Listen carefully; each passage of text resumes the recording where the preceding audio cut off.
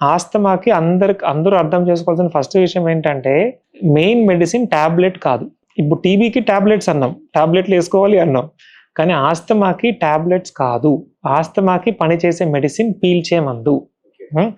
So ఇండియాలో ఇప్పటికీ కూడా ఇన్హేలర్ అంటే ఒక నామోషి, ఒక మొహమాటము, నేను ఇన్హేలర్ ఏంటి అన్నది ఈ రోజు కూడా వింటూ ఉంటాను నేను. తగ్గింది ఈ మధ్య కాలంలో తక్కువ, బట్ స్టిల్ అదొక చిన్న హెసిటెన్సీ అనేది ఇంకా మనం చూస్తూ ఉంటాము. కానీ ఇన్హేలరే అన్నిటికంటే సేఫ్ మెడిసిన్. ఎందుకంటే అది మనం పీలుస్తాం, మింగం. సో లంగ్స్కే జబ్బు కదా, లంగ్స్కే మందులు కావాలి. సో మనం పీల్చే మందు కేవలం లంగ్స్కి వెళ్తుంది, ఎక్కడికి వెళ్ళాలో అక్కడికి వెళ్తుంది, సైడ్ ఎఫెక్ట్స్ ఉండవు. అంటే అది విధానం కూడా చాలా మంది తప్పుగా అంటారు. కరెక్ట్. సో ఇన్హేలర్ కరెక్ట్ విధానంలో వాడితే ఏం సైడ్ ఎఫెక్ట్స్ రావు. కానీ ఆ వాడే విధానం తెలియక తప్పు వాడితే గొంతులో మందు ఉండిపోయి సైడ్ ఎఫెక్ట్స్ వస్తాయి.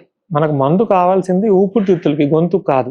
సో అందుకని మనం ఇన్హేలర్ ఎప్పుడైతే రాస్తామో 100% మనం పేషెంట్కి నేర్పిస్తాం ఇలా వాడాలి అన్నది.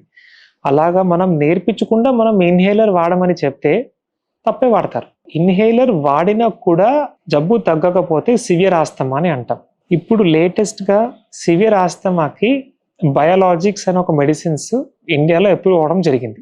62 లక్షల మంది ప్రజల్లో మెడ్ప్లస్ బ్రాండ్ మెడిసిన్స్ కి మారడం వలన 915 కోట్ల రూపాయలు సేవ్ చేసుకున్నారు. అదే మెడిసిన్స్ అదే క్వాలిటీతో 50 to 80% డిస్కౌంట్లు.